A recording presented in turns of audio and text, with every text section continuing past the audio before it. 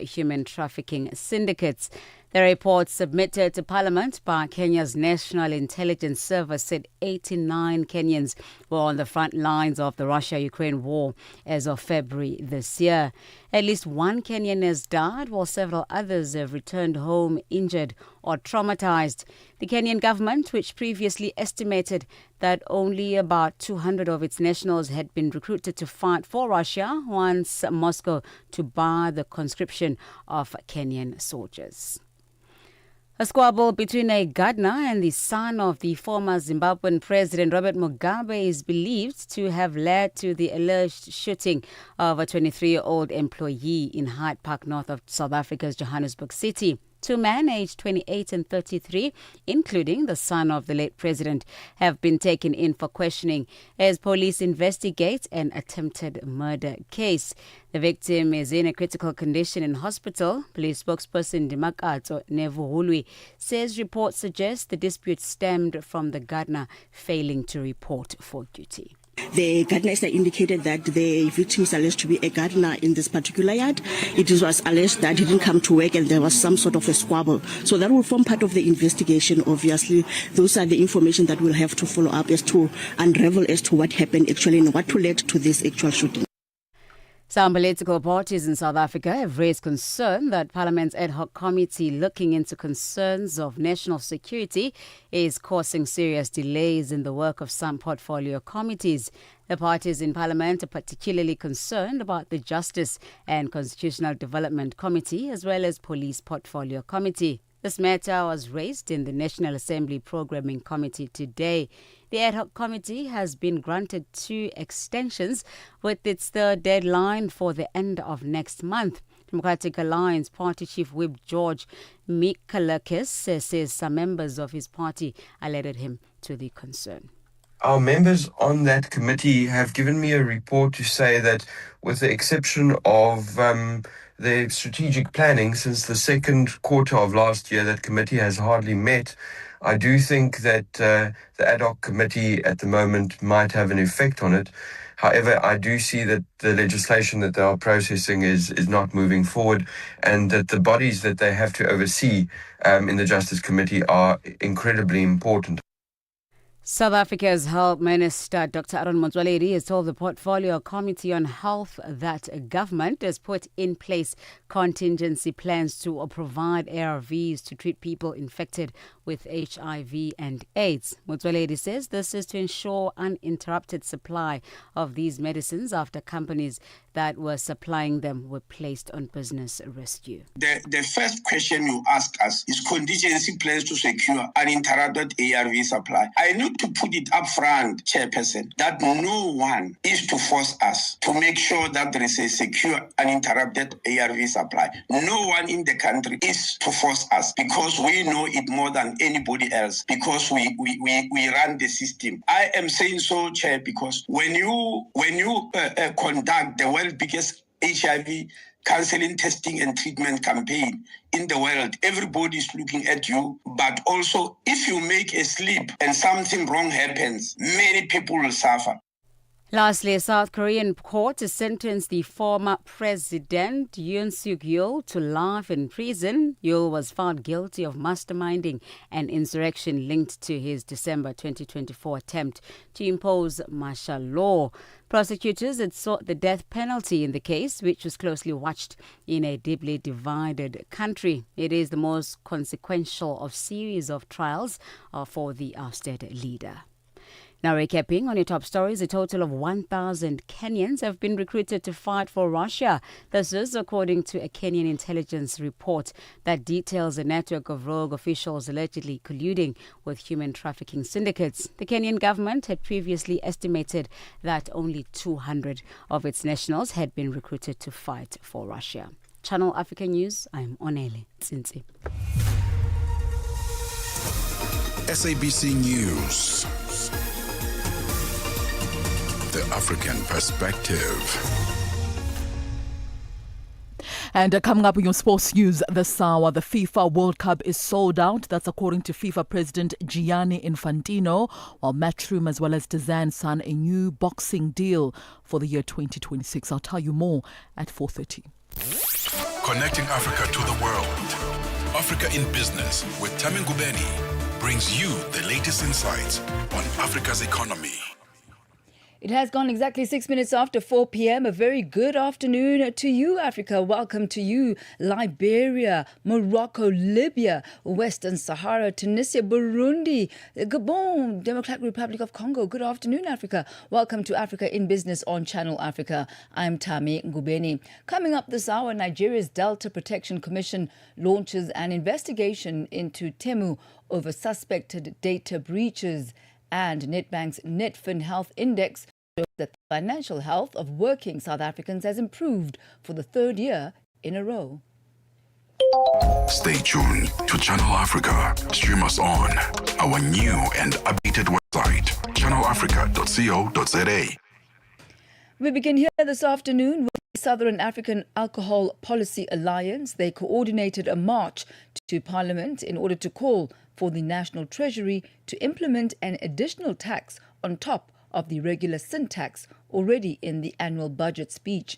A collective of Cape Town activists from the communities of Riebeek Kasteel, Manenberg, Mitchells Plain, Khayelitsha and Gugulethu united in a march that seeks to highlight the harm that alcohol causes in these communities.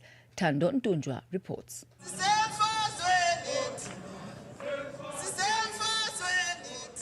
Marching a week before the delivery of the national budget speech, the collective of activists did so under the campaign banner, The True Cost of Alcohol. This is to raise awareness on the ways in which alcohol abuse causes harm in communities. The Southern African Policy Alliance, SAPA Secretary General Adila Makar-Diedericks. Basically, all governments across the world use excise tax as a means to acknowledge, one, there are products that causes harm. Alcohol is one of that. So it's not a sin tax, it's actually a health tax. So that's the one thing. The second thing is that we need government not to just increase with inflation.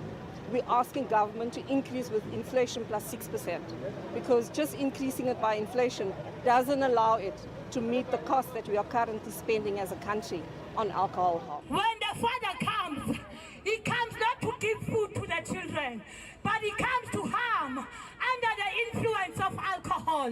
He comes to... Illustrative skits by activist Pamela Boyson of the Gugulethu Development Forum also formed part of proceedings. It is driven by many cries of all the families in South Africa, especially in Vryheid, Gugulethu and Khayelitsha, even on weekdays, whether the husband will come demanding money for more alcohol or will want food, whereas he doesn't even bring the money home, because when he's getting paid, he will go and pay the mashonisa where he took alcohol from. Makar-Diedericks echoes Boyson's concerns. In South Africa, we know that 1 in 3 women report GBV cases, but that's only reported cases.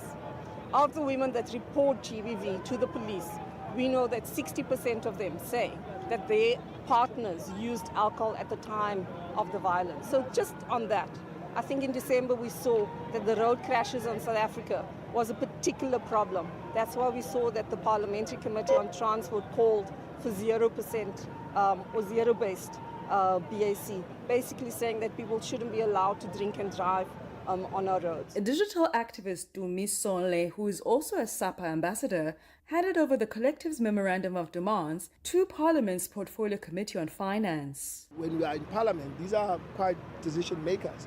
The hope is when we hear the budget speech next week, there will be some considerations from the memorandum that was shared by SAPA, and we hope, and as SAPA has said, this is more of an engagement and it's collaborative, and we really want to work with Parliament and everyone else to ensure that we, assist communities in particular. Finance Minister Enoch Godongwana is scheduled to deliver the national budget speech this coming Wednesday, where the extent to which this proposal is being considered may come to light. Thando Ndunja, SABC News in Cape Town. Drivers of Scholar Transport vehicles carry a special duty of care. The lives entrusted to you demand professionalism, discipline, and unwavering responsibility. Every Scholar Transport driver must therefore comply with the following requirements: assist learners during pickup and drop-off, including ensuring safe crossing at pedestrian crossings where applicable. Under no circumstances may a Scholar Transport vehicle be overloaded. Remain sober. medically fit, and free from any disqualifying convictions or impairments at all times. Every journey is a responsibility. Every child's life matters.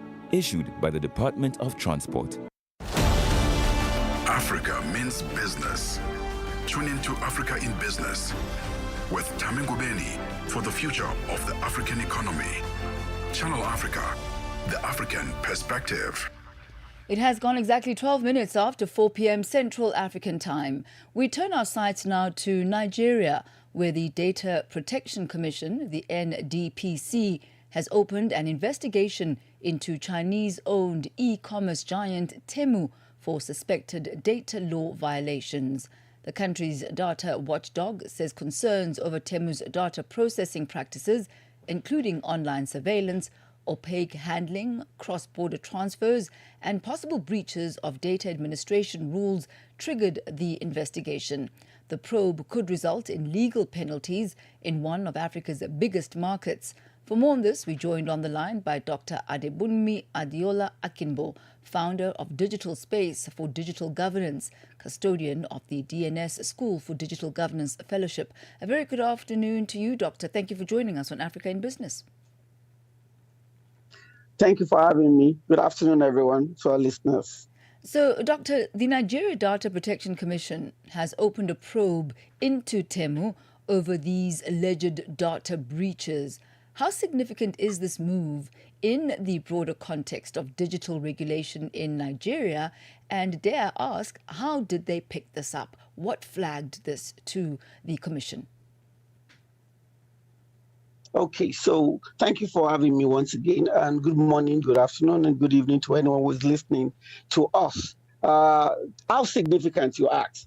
This move is a landmark for the Nigerian digital sovereignty, I must confess to you, by targeting a global giant like Temu, and this will not be the first giant we've targeted, which holds the data of over 12.7 million Nigerians. The NDPDC is sending a clear message, not to just every Nigerian end user, that it is no longer a passive market, but an active regulator.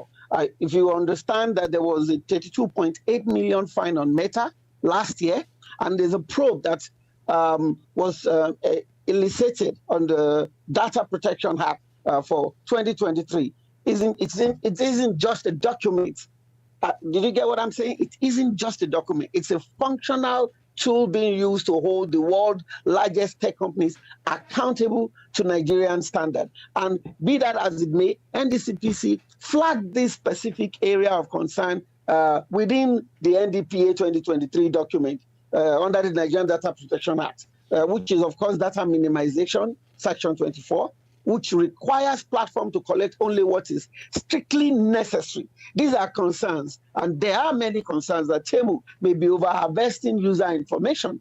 Again, cross-border transfer, which speaks to Section 41 and 43. This section strictly regulates moving data out of Nigeria.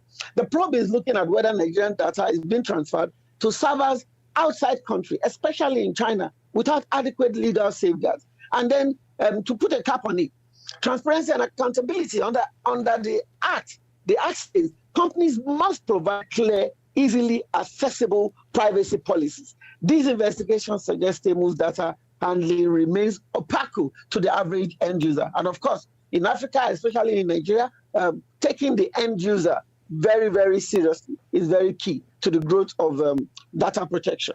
Could you help us understand, Doctor, and perhaps make this more practical for us and the listeners? What are the dangers of these data leaks? Why is it important to have the user data to be protected? And I'm speaking, specifically in cases involving large e-commerce platforms like Temu and Shein. Okay, so there's a reason why it is very important for everyone to take into consideration all of this information. Understand that awareness is growing, but it is an uphill battle. While the NDPC has ramped up advocacy, many countries, especially Nigeria, still prioritize convenience and price over privacy. However, we have seen a shift. The fact that this probe was triggered by concerns, likely from whistleblowers and consumer complaint show that a more tech-savvy generation of Nigerians is starting to ask, where is my data going? And when we are talking about data, we are talking about home address, phone number, credit card details. These are information you have to enter into an e-commerce app. And they are often the track. There's a way you can track such information and be able to create a behavioral data. And creating a behavioral data includes your browsing habits, your search history, your device metadata, and even precise geolocation. In the case of Temu, there have been global concerns about online surveillance, where the app potentially tracks activity across other apps on your phone. And of course, under Nigerian law, this level of tracking requires explicit informed consent, which is a core part of the current investigation.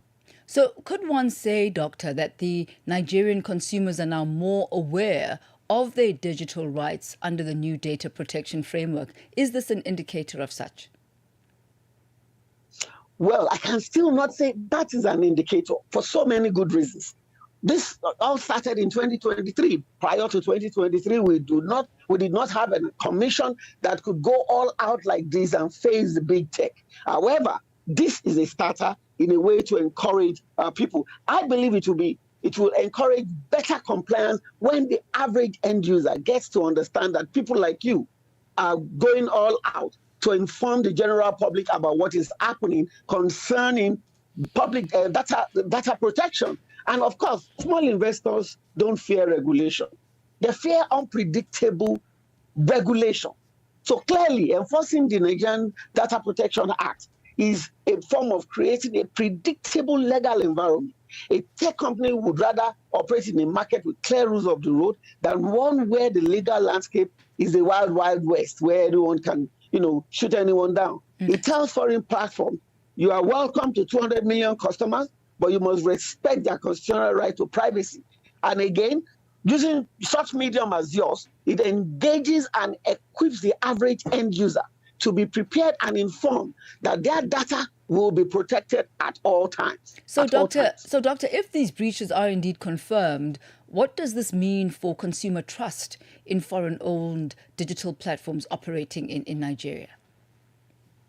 Now, this goes to send a signal to anyone who is operating in Nigeria that gone are the days where you can, jump on anyone data and make use of it as you like. Of course, you know what happened to, not to mention Meta and the likes. And so they will be going that same way too. I would not want to predict because they are still ongoing investigation. So I would like to anchor that on, what happened to the big data in 2025? Then watch out. Dr. Akinbo, thank you so much for your time this afternoon. Thank you so much for taking me. It's been an absolute pleasure. God bless. That's Dr. Adebunmi Adiola Akinbo. He's founder of Digital Space for Digital Governance, custodian of the DNS School for Digital Governance Fellowship. He takes us to exactly 4:20 p.m. Your life, your rhythm, your Africa. Channel Africa. Find it for free on Google Play and the Apple App Store. Are you fluent in French, Chinyanja, Portuguese, and Kiswahili? Are you passionate about radio? And are you looking to work in South Africa? Do you have papers that qualify you to work in South Africa? In that case, we might have an opportunity for you to work for Channel Africa. Send us your CV and demo at newsroom@channelafrica.co.za. Remember, if you don't hear from us within 14 days, it means you have not made it or you have not been selected. Channel Africa, the African perspective. Stay ahead with Africa in Business, where Thami Ngubeni unpacks your go-to source for Africa's economic trends and development. We take you to South Africa now, where informal traders in the country have taken to the streets of the country's economic hub, Johannesburg, protesting what they describe as harassment and ill treatment by the Metro municipal authorities. The demonstration follows months of tension over the removal of hundreds of traders from areas within the inner city improvement district of Johannesburg. City officials say the operation is aimed at promoting order as well as cleanliness, addressing safety risks and enforcing bylaw compliance. However, the affected traders argue that the clampdown has unfairly targeted legal, informal businesses and has also threatened their livelihoods. For more on this, we joined on the line by Matron Mhlanga, the General Secretary of the African Traders Organization. A very good afternoon to you. Welcome to Africa in Business. Afternoon, how are you? I'm very well, ma'am. Thank you so much for joining us this afternoon. Could you help us understand and perhaps just take us through the harassment or the treatment that traders have been experiencing from the authorities? The harassment has been there forever. It has been there forever because, remember, we had been reviewing the policy. And the agreement was that after the renewal of that policy, we'll go back and review the bylaws and the Business Act. But unfortunately, that didn't take place. The bylaws are still being implemented, and they are using the old bylaws that we have not even yet reviewed, but we have experienced that harassment forever. Where you wake up one morning, GMPD has blocked the street. You wake up one morning, they confiscate your goods. And it's worse recently after the removal of part of the traders in the inner city of Johannesburg. They have taken advantage of that achievement where they have now seen the opportunity to move from one street to another and harassing members on the ground or informal sector at large. The city of Johannesburg says that the operations are part of a process to enforce the very bylaws that you are talking to me about now. And these include having permits that allow you to trade. Could you tell us more about the challenges that you've had in getting those trading permits? Because it sounds to me like the communication started, but it certainly is not complete. You know, it's surprising when we have a matter in court at hand where we are still in the process of mediation and we have not finalized the process, but you see an official that claims to know the law busy harassing members on the ground, because our understanding is that, yes, they are claiming to enforce bylaws, but which bylaws are we talking about? Because previously they have claimed that they don't even have a database of those traders on the ground. They don't know who is who on the ground. Then how do you move around and harass even people that you claim that you never allocated them the space? So when you speak of harassment, what exactly do they do? They confiscate people's stocks. Sometimes they don't even issue permits. So they don't issue receipts, because when you confiscate my goods now, you need to issue a receipt where you state why are you confiscating? Am I doing the wrong thing? Am I selling in the wrong place? And for sure, they are claiming people doesn't have smart card, but who issues smart card? We understand that those smart cards, most of them, they have expired. And even though we have been busy with the verification process, but what we understand, the verification process was only meant for SATIF members, which is South African Informal Traders, a forum that has taken the city to court. So as the Secretary of the African Traders Organization, are there lawyers that you are working with that are assisting with the entire legal process? Yes, we are with several lawyers. Because are they not involved in this then? I mean, what role do they play in being the buffer and the intermediary between yourselves and the law? As much as I'm saying that we are busy with the mediation process, which was actually postponed to the 9th and the 10th of March. So remember, in the inner city of Johannesburg, we have got different organizations, and the organization that have organized the march, actually today is Joedet. It's one of the organizations that form part of the forum that we have, where we sit with the city and discuss issues concerning traders on the ground. But we do have a platform where we raise issues and stuff, but they seem not to even follow that. So what then is the way forward for you? We're just waiting for the outcome of the mediation on the 9th and the 10th. We know that the city is playing duck and dive And we are 100% sure that the matter will go back to High Court. And because whatever that we are challenging the unlawfulness of the processes. We are not challenging the verification as much as the city is claiming that they are verifying, they are allocating. They have verified, they have issued smart cards. Those people that they have already verified, they don't even have spaces to allocate them to. So we understand that the city is playing games here. They're playing hide and seek. They're delaying all the process. And all that we are hoping for is that we wrap up the mediation process on the 9th and the 10th, and then we go back straight to court, because we know that the city won't be compliant to anything that we are proposing. The stock that has thus far, Mamhlanga, been confiscated, are you able to get that back? Do you ever get that back? In most cases, you don't. Because the amount that they are charging, it's far higher than even what you have spent on that stock. And sometimes they don't even issue receipt. Then when you go there to JMPD to claim your stock back, you can't even identify whose stock is this, because there's no receipt issued. So the processes there definitely need to be sorted out so that it is a fair process for all of the stakeholders that are involved. Mamhlanga, we thank you very much for your time this afternoon. And 9th and 10th of March, we will keep abreast of exactly what comes out of those mediation processes. We thank you for your time, ma'am.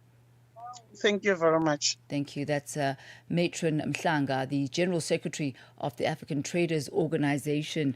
As you could hear, just saying that the bylaws are not being enforced. Actually, the bylaws still need to be implemented, and that there is an existing forum in the city of Johannesburg, which is a place where both authorities and traders can converge and dialogue. But it seems that this forum doesn't have any teeth, because after they've met, after there's been legal representation, and right now the matter is under mediation, still the city officials are going ahead with the confiscations and the removals without really having the authority, according to Mamhlanga, to do that, because this process is still under mediation. That takes us to exactly 4:29 Central African time. In just a moment, we'll be heading over to the news desk. But when we return, we're also going to be taking a look at some of the developments around wealth, finances of working South Africans. The latest Netfin Health Index has been released by Nedbank. And can you believe they say that for 3 years in a row, working South Africans actually have better financial health? We'll find out why and how. It's exactly 4:13. Growing with Africa for 60 years. Channel Africa celebrates 2026 with the African perspective. Téléchargez l'application Channel Africa sur votre Play Store ou Apple Store afin de pouvoir suivre toutes nos émissions en direct de là où vous vous trouvez. Channel Africa, la perspective africaine. Africa in Business on Channel Africa. Let's head over now to the markets desk, where Buntle Hedbush is standing by with your latest market indicators. Get the news, music, and lifestyle of Africa on Channel Africa, the African perspective.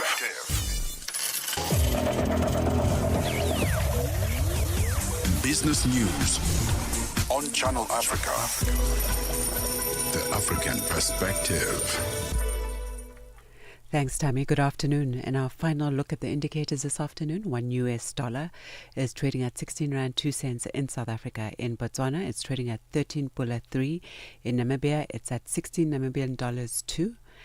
The Zambian kwacha is trading at 18 kwacha 58. In Kenya, the dollar is trading at 128 shilling and 2. In Ethiopia, at 154 birr 74. Uganda, 3,520 shilling. And in Tanzania, it's at 2,584 shilling. $1 in Nigeria is trading at 1,341 naira this afternoon. In Egypt, it's at 46 Egyptian pound 91. Tunisia, 2 dinar 85. In Algeria, it's 128 dinar 90.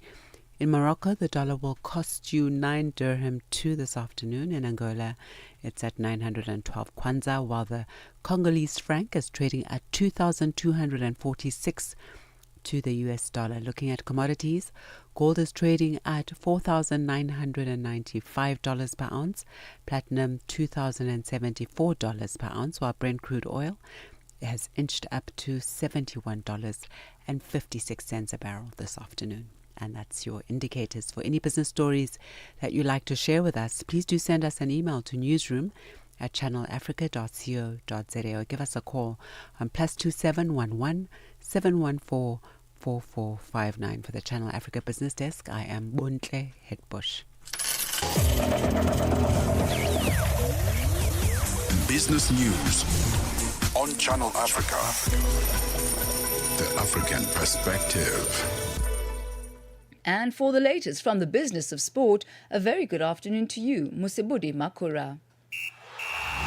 Sports on Channel Africa. The African Perspective. Thank you so much, Thami. A very good afternoon from the sports desk. Now, FIFA President Gianni Infantino has announced that all 104 matches of the 2026 World Cup will be sold out, despite tickets still being available ahead of the tournament kick-off on the 11th of June.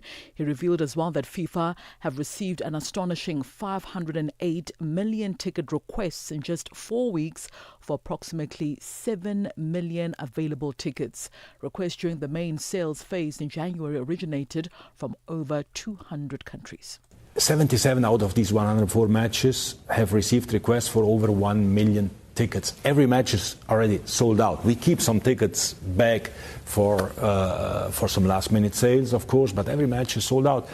We have as well 60. Well, it's absolutely incredible. We sold, we received requests for over 500 million tickets, 508 million to be precise, for around 7 million tickets that we have on sale. In 4 weeks, 508 million ticket requests for 7 million. 7 million. Well, Infantino also projected that the inaugural 48-team World Cup would generate over $11 billion in revenue for FIFA, with every other dollar reinvested into football across its 211 member countries. He also estimated the World Cup's economic impact on the USA economy alone at around $30 billion, encompassing tourism, catering, as well as security investments. Beyond the 7 million spectators, Infantino anticipates the World Cup will attract an additional 20 to 30 million tourists, as well as create 185,000 full-time jobs. You speak about the interest, though, in this World Cup, and though why there's been so much interest in this upcoming FIFA World Cup. Never, ever. I mean, just to tell you, in 100 years of World Cup, the first World Cup was in 1930, so almost 100 years ago, 96 years ago. In 100 years of World Cup, FIFA sold less than 50 million tickets in total. And now in 4 weeks, we got requests for like 1,000 years of World Cups. Why is It's that? incredible. I think countries in the world, so everyone wants to come here and everyone wants to be part of something special. I think people generally, they want to experience some emotions and be part of something happy and feel something special. So On to cricket news now. Pakistan cricketers are not being considered by the Indian-owned sides for next month's 100 auction. Now, players from Pakistan have not featured in the Indian Premier League since 2009 because of diplomatic tensions between the two countries. Now, for the 108 franchises, Manchester Super Giants, the MI London side, the Southern Brave, as well as the Sunrisers Leeds are now at least part owned by countries that control the IPL teams. In a message seen by BBC, a senior official from the England as well as the World Cricket Board indicated to an agent that interest in his Pakistan players would be limited to sides not linked to the IPL. Another agent described the situation as an unwritten rule across T20 leagues with Indian investments. On to some boxing news now. DAZN have secured broadcast extensions with a sports promotional company, Matchroom, covering boxing as well as darts in key markets. The deal with Matchroom Boxing will see the sports streamer continue to show fights in the USA as well as the UK for another 5 years, with plans to air more than 30 shows per year. DAZN has worked with Matchroom Boxing in the USA since 2018, beginning with an initial deal with $1.1 billion. The pair then inked a 5-year contract in 2021, reportedly worth well into the 9 figures, making DAZN the global broadcast home of Matchroom Boxing in an agreement that saw it replace Sky Sports. Now, the deal reinforces DAZN's commitment to being the global home of boxing, with the company also having partnerships with the likes of Queensberry Promotions, Golden Boy Promotions, as well as Misfits Promotions. Now, the extension with Matchroom Boxing also follows the launch of DAZN's Ultimate in November of 2025, a new boxing subscription designed to reimagine the sport's traditional pay-per-view model by giving customers access to more than 185 fights a night and a minimum of 12 PP views per year. Meanwhile, DAZN completed its acquisition of Australian pay TV giant Foxtel, a group from News Corp as well as Telstra, just last year in a deal worth $2.2 billion. Eddie Hearn, the chairman of Matchroom Sports, added that DAZN is the only partner that matches their ambitions for boxing. He further says as well that with the global platform, investment, passion as well as commitment to boxing make them the perfect partner for Matchroom Boxing fighters as well as events. It concludes your sports news this hour. For any sports stories you'd like to share with us, do send us an email to newsroom@channelafrica.co.za or call us. The newsroom line is +27 11714 4459. For Channel Africa Sport, I am Musibudi Makura. Sports on Channel Africa. The African perspective. As Africa renews, so does its voices. 60 years of Channel Africa. African enterprise meets global opportunity. Africa in business on Channel Africa. It is exactly 4:38 Central African time. Thank you to Buntle Headbush and Musibudi Makura. We take you from markets and sports to tourism. These small tourism businesses in South Africa are gaining direct access to international buyers and travel planners through speed marketing sessions that are currently taking place during the South African Tourism's Mega Lekker Escape program at Sun City. The initiative is designed to connect local operators with global markets while showcasing diverse and affordable travel experiences. Channel Africa's Lebogang Mabange attended the session and filed this report. The speed marketing sessions form part of efforts to ensure small and medium-sized tourism enterprises benefit from international exposure by pitching their products directly to global travel advisors. Operators say the platform allows them to present unique experiences and attract new markets. Representing one of the travel SMMEs in the Northwest Province is Tlulu Ramaele. I think it's a good opportunity to showcase the resort and then to actually present the offering in a very succinct way that appeals to some of the types of interest that international travelers might want to lean into. So as you know, Hartis, it's a huge architectural marvel, and it just gives us an opportunity to showcase it, and then speak to the international audience, and also just indicate to them that traveling doesn't always have to break the bank. And I think just this showcase on its own allows international travelers just to know that there are other options that are available, including luxury camping options such as glamping. Ramaele says face-to-face engagement remains essential despite the growth of digital marketing tools. We live in a connected world now. So things are largely globalized, highly digitized, but nothing beats face-to-face interaction. So although there is a holistic marketing strategy that allows you to push digital, public relations, call to actions, etc., we still believe that there's still always a space for in-person workshops, in-person expos, in-person opportunities to actually come and pitch your business, etc. So I would honestly never do away with it. So I think it's still good that those that represent international tourists are able to come and interface with us and then also go and enjoy those experiences themselves. International travel advisors say engaging directly with local operators is reshaping how they will market South Africa. Tanya Gertin from Viva Expeditions in New Zealand says the experience highlights South Africa's people and culture beyond wildlife revive tourism. This trip has definitely showed me as an agent and as a tourist, someone that loves travelling, that this country is so much more than the animals. It's about the people. So, and that's with all the companies that we've come in contact with, all the tour guides,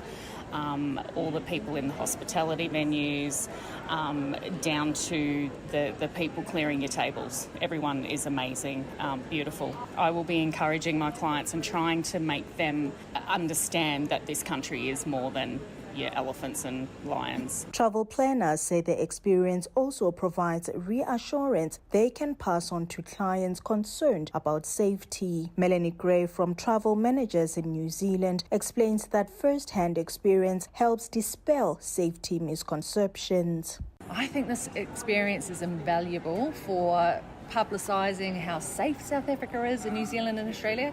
So we are based in New Zealand and we have a very big South African community, and of course they moved to New Zealand, they've got all this, they've had a hard life, or for whatever reason they've moved to New Zealand, so they often will say don't go to South Africa, it's not safe. So that's the reason why this is important, because we now bring people, travel agents, they've see that South Africa is not, unsafe, and they've seen for themselves that you can go into Cape Town, you can be in Johannesburg, it's not scary, you're not going to die and all that, and this is what people think. South African Tourism says connecting small tourism enterprises with international buyers is key to broadening participation in the sector and ensuring tourism growth benefits local economies. Reporting for Channel Africa, I am Lebogang Mabange in the Northwest Province of South Africa. Drivers of Scholar Transport vehicles carry a special duty of care. The lives entrusted to you demand professionalism, discipline, and unwavering responsibility. Every Scholar Transport driver must therefore comply with the following requirements. Dress appropriately, white shirt and black trousers, and maintain a neat, professional appearance at all times.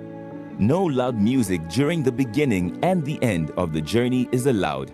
Every journey is a responsibility. Every child's life matters. Issued by the Department of Transport. From markets to innovation. From markets to innovation. Africa in Business with Thami Ngubeni covers it all.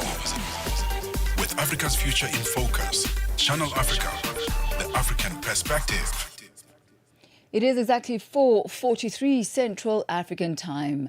Student protests and clashes that have rocked the Sheikh Anta Diop University in the Senegalese capital Dakar have been suspended. Authorities closed the campus last week after the death of Abdoulaye Ba, a second-year medical student, in the unrest over unpaid financial aid. The students say demonstrations are officially suspended, but the crisis is not yet totally resolved.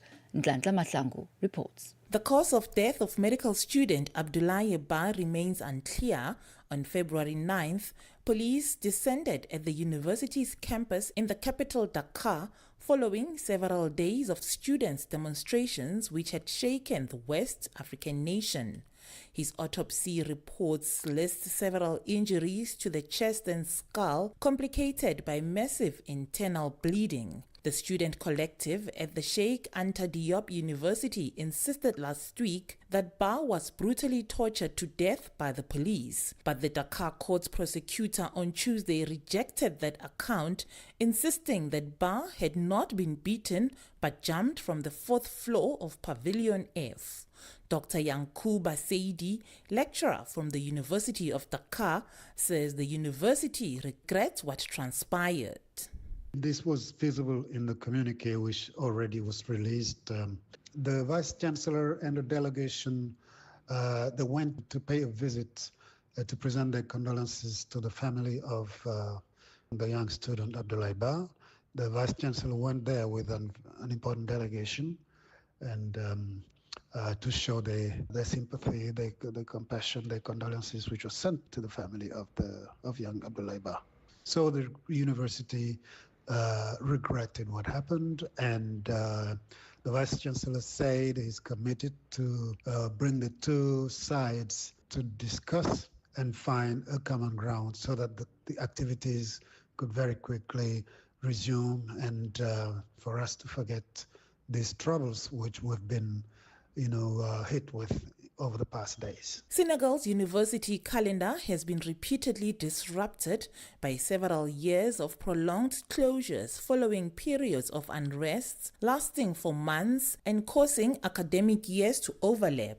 Students often go months without receiving government stipends to support their education, averaging about 40,000 francs, which is about $73 per month, which are the only source of income for many of them. The latest protest at Sheikh Anta Diop University, one of the largest in West Africa with around 80,000 students, began in early December over unpaid stipends. Student anger increased when university authorities closed campus cafeterias after students refused to pay for meals. Oseno Aumaka, master student in library, archival and information science and former student association president, says delayed stipends led to clashes with security forces. Manifestations are part of a complex of tensions which are due to the late payment of scholarships. This has led to disturbances for several years now. We also have noticed that the overlap of the university years is causing significant financial difficulties for scholarship students. Each year, students have fewer MPs who receive scholarship from the state. This year, the state has decided otherwise.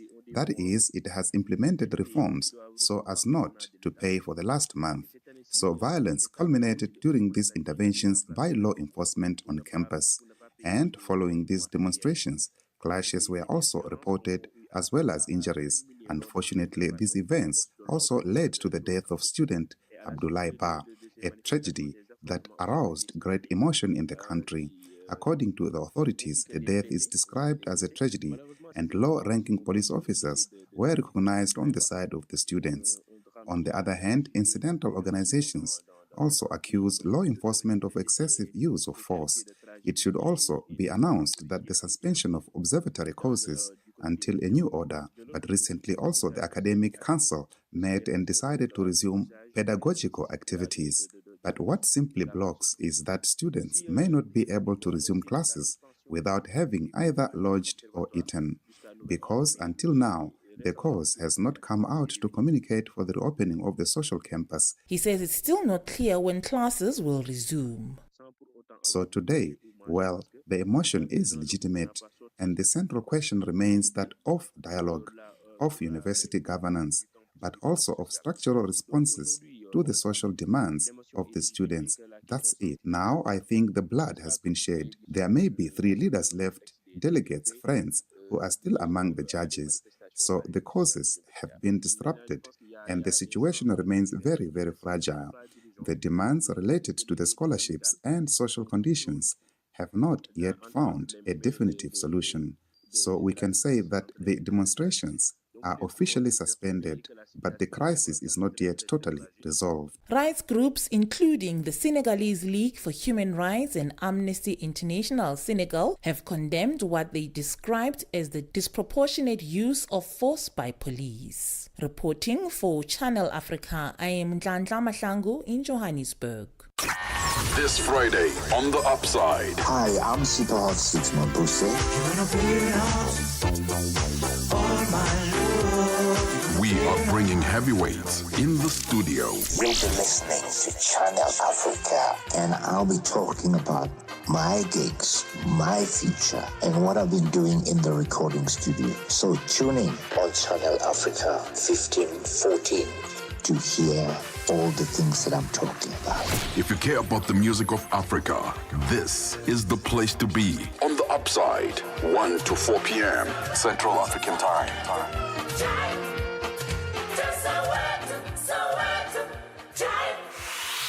Africa in Business. Africa in Business delivers key insights and real-time updates on Africa's growing markets with Thami Ngubeni.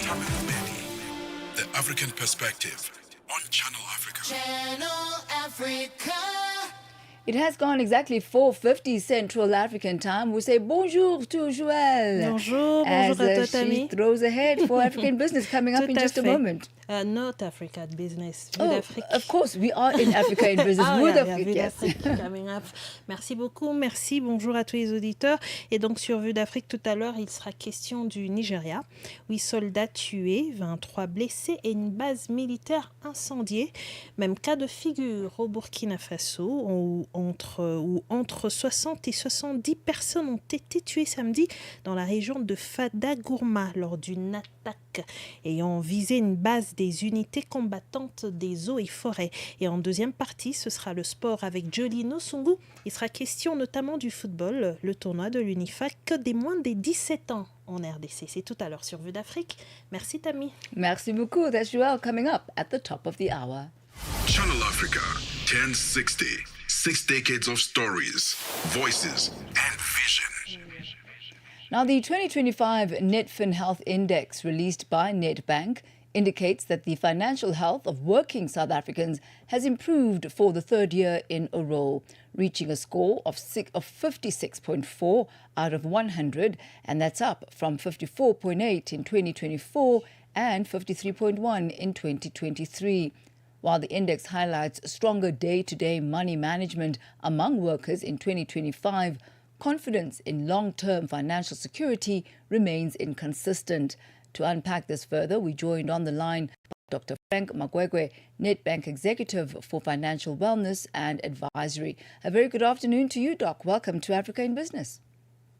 Very good afternoon to you. Thank you for the opportunity to talk about our findings from the 2025 Netfin Health Monitor. Basically, we use this as a way to track the overall health of South Africans. And as you indicated in your introduction, we did see a small uptick in the overall index, driven primarily by a sense of better management of day-to-day. When we're talking about day-to-day finances here, and that theme, we really use a global definition, so applicable across the continent as well. It's really a sense of being able to manage day-to-day expenses and having a sense of debt that is manageable. So, Doctor, how does this reflect the broader trends across the African continent?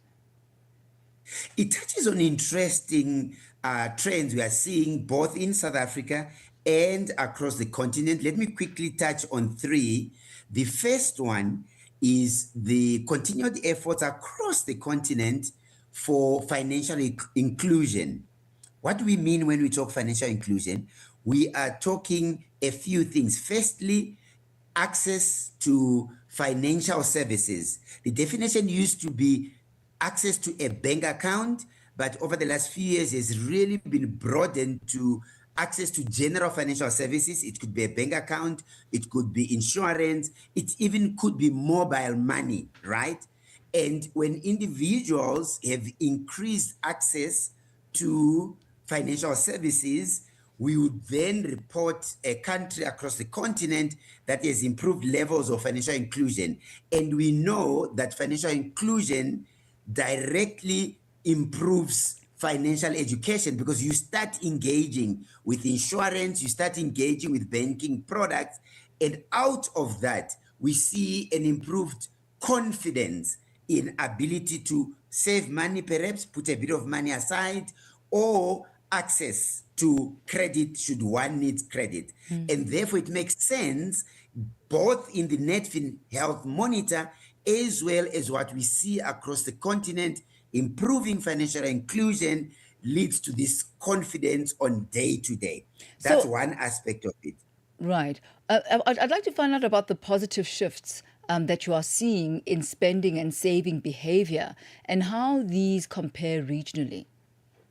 Yes, what we are seeing, let's start with saving, that continues to be broadly a challenge, in fact, across the globe, not just the continent, just that individuals struggle with putting money aside for emergency savings, for deposits for a house or for a car, or even for retirement savings. Generally, it's a problem because human beings tend to prioritize spending today as opposed to putting money aside to spend in the future. However, what's pleasing in the Netfin Health Monitor and what you also see across the continent is this sense that if I am able to put a little bit money aside, think for emergencies, those unplanned expenses that can come, it gives individuals a confidence that, well, you know what, I'm now able to put a little bit of money aside. I had an emergency and I was able to